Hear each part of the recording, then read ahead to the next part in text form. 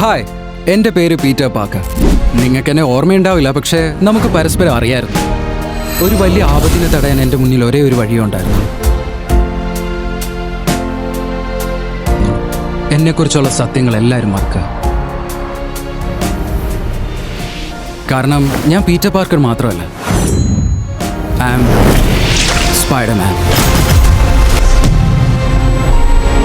ഇതെന്റെ കയ്യിൽ കണ്ടില്ലെങ്കിൽ രക്ഷപ്പെട്ടേക്കും.